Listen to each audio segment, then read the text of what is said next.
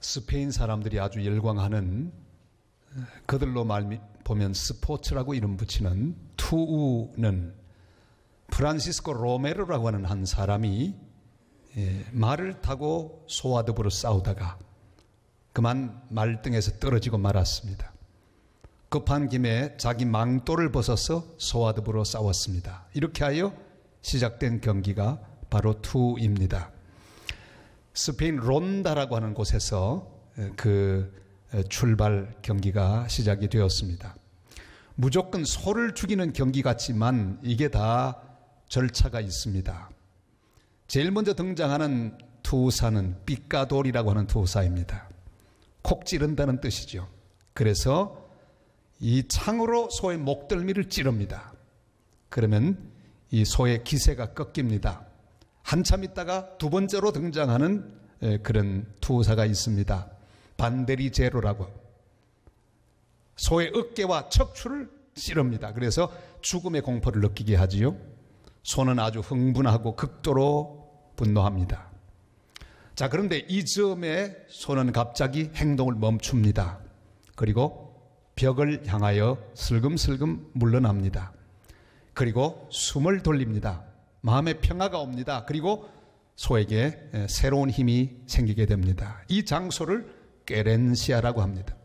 뭐 귀소 본능, 안전한 장소 이런 뜻이겠죠. 소가 여기 있는 동안에는 투사들이 절대 공격하지 않습니다. 왜 그런가 하니 바로 그 안전지대에서 이 소가 힘을 회복하기 때문입니다. 그리고 마음의 평정을 얻게 되면 천하무적이 됩니다. 그래서 그것을 아는 투사는 절대 공격하지 않습니다. 이 투의 마지막으로 등장하는 투사는 바로 소의 생명줄을 끊는 마타돌이라고 하는 사람. 그러니까 죽이는 그런 역할을 맡은 투사입니다. 그의 두 손에는 소의 숨통을 끊어놓을 물레따가 들려 있습니다. 그러나 마타도르는 안전지대에 있는 소를 공격하지 못합니다. 그래서 할 수 있는 일이 뭡니까? 바로 망토를 흔들면서 소를 유인해냅니다. 안전지대를 벗어나게 만듭니다. 그 출렁이는 이 망토를 보면서 소는 흥분합니다. 그리고 공격하기 시작합니다. 막 안전지대를 벗어나서 뛰어가기 시작합니다. 그리고 마타도르는 기다리고 있다가 붉은 깃발이 달린 뮬레따를 그 급소에 꽂습니다. 그리고 그 어마어마한 소는 쓰러지고 죽음을 맞이하게 됩니다. 이 투 속에 영적 전투의 원리가 있습니다. 원수 사탄은 우리를 공격합니다. 콕콕 찌르는 공격을 합니다. 아마 여러분 지난 한 주일 동안에도 사탄이 여러분의 생각을 찌르고 여러분의 감정을 찌르고 다른 사람을 통해서 혹은 가족을 통해서 콕콕 찌르는 삐까돌이 많았던 것을 경험하셨을 것입니다. 기분 나쁘게 합니다. 우리의 약점을 공격하기도 합니다. 그러나 우리는 주님 앞에 있어야 합니다. 피난처에 있어야 합니다. 영적인 안전지대에 우리가 있어야 합니다. 흥분하고 분노해서 안전지대를 벗어나면 마타도르 같은 사탄이 우리를 마음대로 유린할 수 있기 때문입니다. 오늘 하나님의 백성들 모두는 안전지대에 오셨습니다. 여기서 힘을 얻으시기를 바랍니다. 여기서 위로를 받으시기를 바랍니다. 여기서 하나님이 주시는 새로운 용기를 얻는 귀한 자리가 될 수 있기를 바랍니다. 모세는 온갖 종류의 영적 공격에 시달렸습니다. 백성들은 쉴 새 없이 불평하고 원망하고 또한 모든 저주를 쏟아내었습니다. 콕콕 찌르는 삐까돌이 정말 많았습니다. 약점을 쉬지 않고 공격하는 반대리 제도도 많았습니다. 얼마 전에도 자기가 호렙산에서 십계명 받고 있는 동안에 이스라엘 백성들은 금송아지 우상을 만들어 거기 절하고 있었습니다. 그러다가 레위인들을 통해서 3,000명이 죽는 비극적인 사건도 있었습니다. 그러나 모세가 있을 가장 안전한 곳은 바로 여호와 하나님 앞입니다. 그는 오늘 이 불안하고 또한 힘든 시대를 사는 우리 모든 이 땅의 그리스도인들에게 또한 하나님의 백성들에게 귀한 답을 가지고 있습니다. 어떻게 하면 우리가 승리할 수 있을까? 그 답은 바로 진 밖에 있었습니다. 진 밖으로 나가는 것, 그것이 답입니다. 모세는 진 밖으로 나가서 회막을 쳤습니다. 우리 7절 말씀을 같이 읽겠습니다. 모세가 항상 장막을 취하여 진 밖에 쳐서 진과 멀리 떠나게 하고 회막이라 이름하니 여호와를 앙모하는 자는 다 진 바깥 회막으로 나가며. 아멘. 진 안에는 여러 가지가 있습니다. 병사들이 있습니다. 무기들이 있습니다. 수비를 위한 구조물들이 있습니다.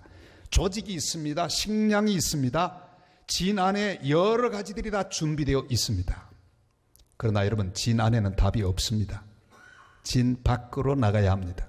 아무리 병사가 많아도 소용없습니다. 아무리 무기가 충분해도 소용이 없습니다. 아무리 돈이 많아도 소용없습니다. 그것으로 안전하지 않습니다.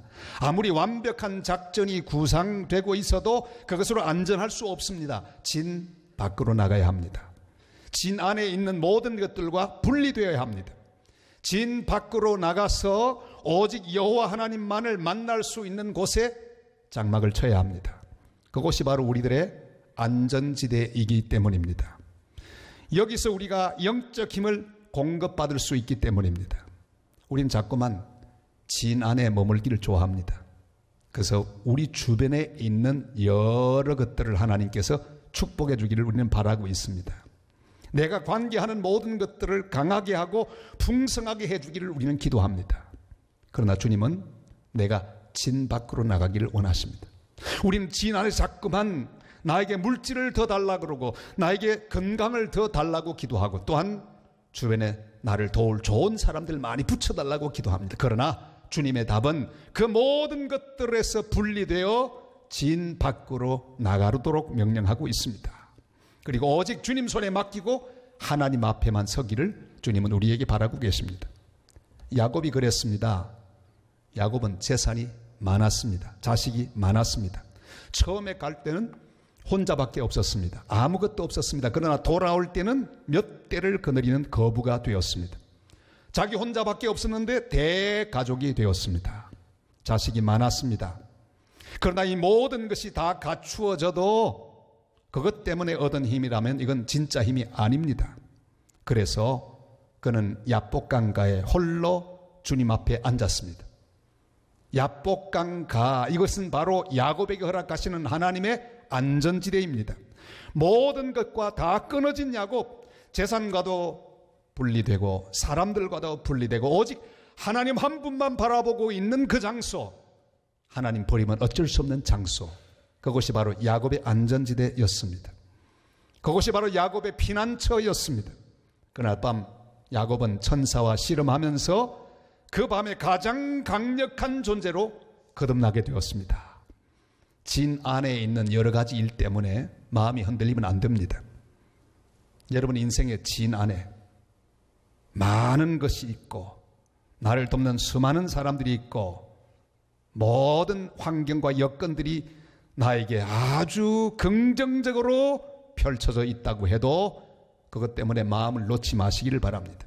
거기서 우리 힘이 오는 것이 아니기 때문입니다. 진 안의 상태가 불안하고 나에게 등을 돌린 것 같고 나를 돕는 이가 없는 것처럼 여겨져도 그것 때문에 두려워하지 말아야 합니다. 오히려 우리는 진 밖으로 나가야 합니다.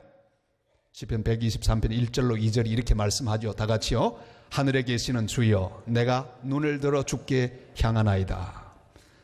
상전의 손을 바라보는 종들의 눈같이, 여주인의 손을 바라보는 여종의 눈같이 우리의 눈이 여호와 우리 하나님을 바라보며 우리에게 은혜 베풀어 주시기를 기다리나이다. 아멘. 이렇게 주님을 바라보고 진 밖으로 나가 주님께 모든 것들을 맡기고 위로부터 오는 은혜를 힘입는 복된 하나님의 사람들이 되시기를 바랍니다. 진 밖으로 나왔으면 하나님을 만날 수 있는 장소인 회막 안으로 들어가야 합니다. 회막으로 나가라 말씀하고 있습니다. 우리 8절 9절 말씀을 읽겠습니다. 모세가 회막으로 나갈 때는 백성이 다 일어나 자기 장막문에 서서 모세가 회막에 들어가기까지 바라보며 모세가 회막에 들어갈 때 구름 기둥이 내려 회막문에 서며 여호와께서 모세와 말씀하시니. 아멘. 진 밖으로 나왔으면 회막으로 들어가야 합니다. 모세가 회막 안으로 들어갔을 때 구름 기둥이 거기에 내렸다, 그렇게 기록하고 있습니다. 무슨 뜻일까요? 구름 기둥이 거기에 멈추었다. 그것은 바로 여기 멈추라고 하는 뜻입니다. 모세에게 가장 시급한 일, 그것은 하나님을 만나는 일이기 때문입니다. 출애굽하는 이스라엘 백성들은 하나님의 신호를 보아야 했습니다. 구름 기둥이 장막 위에 머무르면 가고 싶어도 거기 장막을 치고 기다려야 합니다. 그리고 구름 기둥이 떠오르면 아무리 머물고 싶어도 따라가야 합니다. 그런데 하나님께서 구름 기둥으로 신호하시는데 모세가 회막 안으로 들어가자 구름 기둥이 내렸습니다. 바로 하나님께서 그 귀한 교제를 원하셨다고 하는 말씀이 됩니다. 하나님과 교제하는 일, 하나님을 만나는 일보다 더 시급하고 중요한 일이 없기 때문입니다. 하나님은 아예 출발을 연기하셨습니다. 지금 모세가 가장 안전한 곳으로 들어왔기 때문입니다. 여러분, 우리 인생에 급한 일이 어디 있단 말입니까? 돈 버는 일도 그렇게 급하지 않습니다. 사람을 만나는 일도 그렇게 급하지 않습니다. 따지고 보면 만약에 우리 생명이 1시간 뒤에 끝난다면 뭘 만나겠습니까? 어떤 계획을 가지겠습니까? 1시간밖에 없다면 아마 우리는 하나님을 향해서 기도할 겁니다. 주님, 내 생명을 다 맡깁니다. 급한 일이 하나도 없어요. 하나님의 사람들에게 가장 시급한 일은 주님을 만나는 일입니다. 예배하는 일입니다. 주님의 음성을 듣는 일입니다. 주님과 사귀는 일보다 더 중요한 일은 없습니다. 우리나라 민요가 이 지역마다 다 다른데 몽금포 타령이라고 하는 그런 민요가 있습니다. 장상곤 마루에 북소리 나더니 금일도 상봉에 님 만나 보겠네 에헤요 에헤요. 그 가사 쭉 긴데 제일 제 마음에 드는 가사는 이 대목입니다. 님 실러 갈 때는 온돛을 달더니 님 실어 놓고는 반돛을 달았네 에헤요 에헤요 에헤요. 얼마나 멋진 가사입니까? 님 실러 갈 때 근데 얼마나 마음이 급합니까? 빨리 갔습니다. 실어 놓고는 급할 게 하나도 없어요. 왜? 가장 사랑하는 사람이 내 옆에 있으니까. 그러니까 돛을 내렸습니다. 천천히 갑니다. 여러분, 우리가 주님을 만날 때 천천히 우리 마음을 다 놓고 주님을 만날 수 있기를 바랍니다. 빨리 할 필요가 없습니다. 설교가 좀 길어진다고 시계를 보지 마시기를 바랍니다. 급할 게 하나도 없어요. 사랑하는 주님과 더불어 만나고 주님의 음성을 우리가 듣고 있지 않겠습니까? 기도하는 일에 반돛을 달아야 합니다. 말씀 읽는 일에 반돛을 달아야 합니다. 기도를 얼마나 빨리 하는지 1분이면 끝나요. 여러분, 반돛을 다시기를 바랍니다. 왜? 사랑하는 주님과 우리가 대화하기 때문입니다. 예배 시간에 반돛을 달아야 합니다. 천천히 주님께 집중하며 주의 말씀을 듣고 깊이 묵상하고 깊이 응답하는 복된 성도들이 되시기를 바랍니다. 시편 91편 1절로 3절이 말씀하죠. 다 같이요. 지존자의 은밀한 곳에 거주하며 권능자의 그늘 아래 사는 자여, 나는 여호와를 향하여 말하기를 그는 나의 피난처요 나의 요새요 내가 의뢰하는 하나님이라 하리니 이는 그가 너를 새 사냥꾼의 올무에서와 심한 전염병에서 건지실 것임이로다. 아멘. 사울은 예배를 서둘렀습니다. 블레셋은 공격에 들어오는데 이스라엘 백성들의 마음은 흩어지고 사무엘 선지자는 늦게 오고 다급한 가운데 예배를 막 서둘렀습니다. 제사장이 없는데도 자기가 예배를 집례했습니다.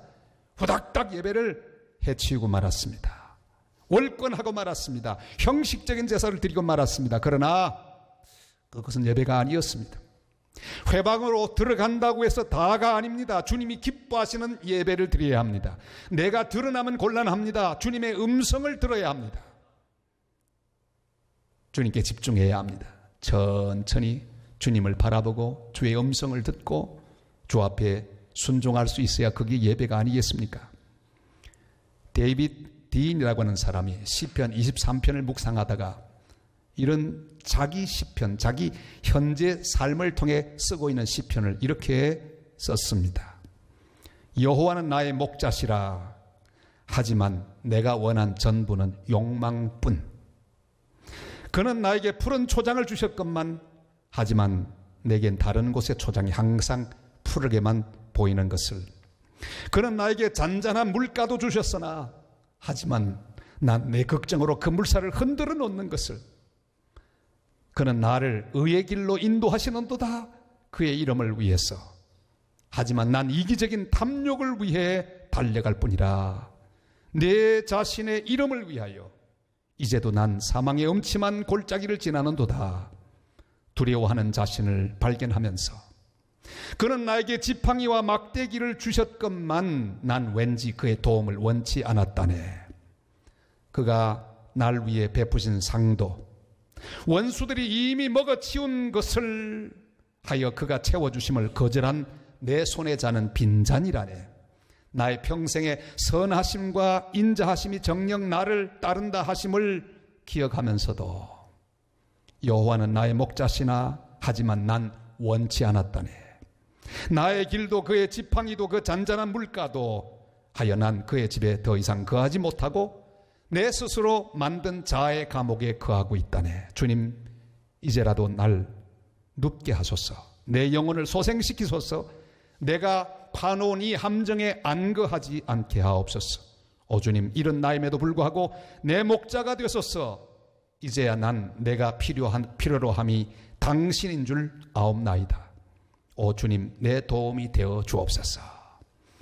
우리는 수도 없이 시편 23편 같은 기도를 주님 앞에 드리지만 진실로 주님을 의지하지 못하고 내가 주인되며 잘못된 것을 구할 때가 한두 번이 아니었습니다.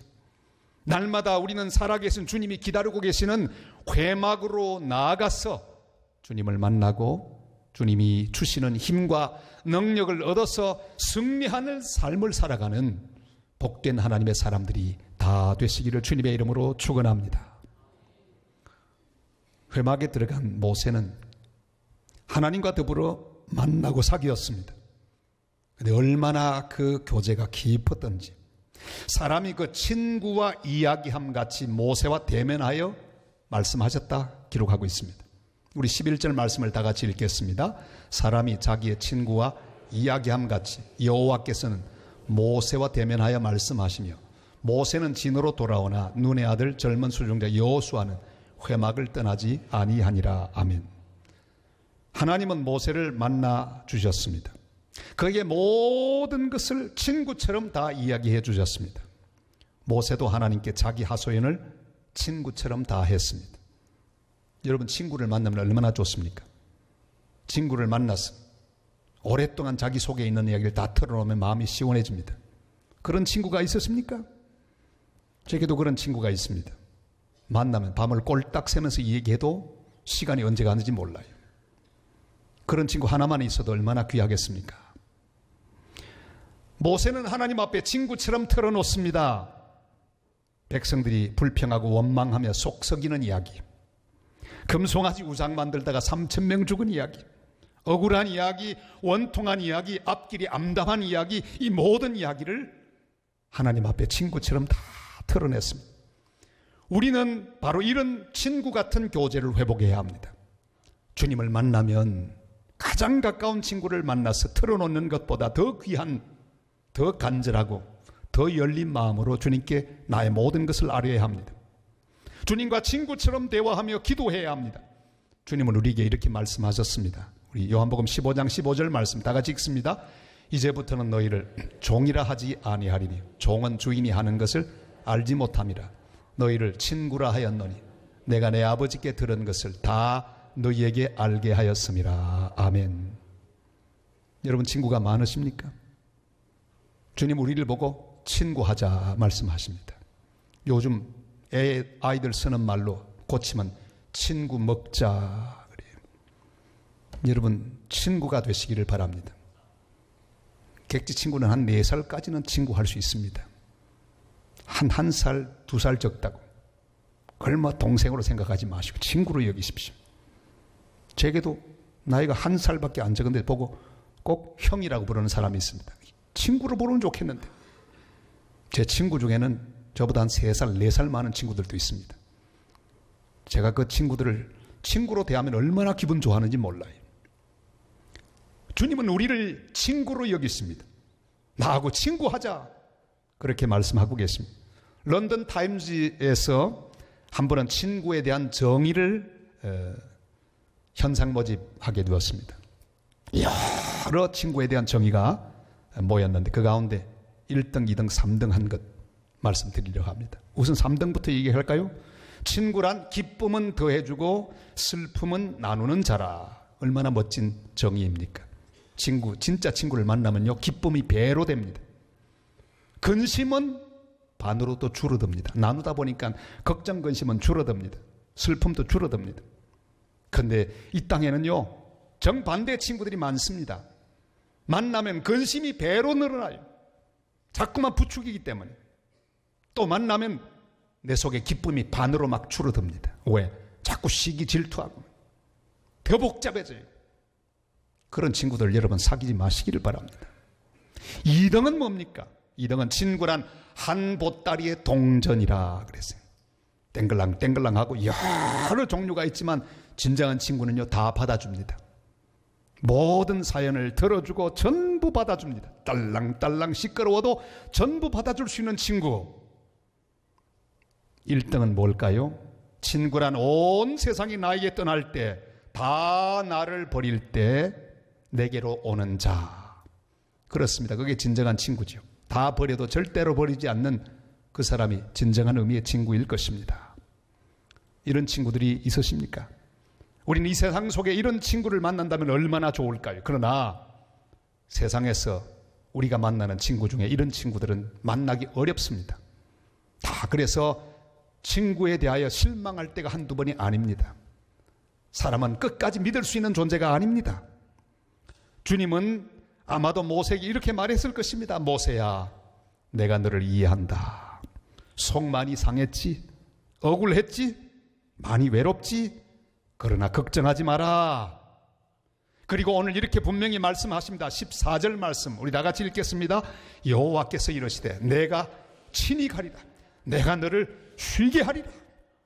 모세야, 내가 함께 가마. 내가 너의 곁에서 네 모든 사정을 다 이해하고 받아주며 너를 위하여 도와주고 너와 더불어 슬픔을 나누고 너의 기쁨을 더 많게 해주는 그런 친구로 너와 함께 갈 것이다.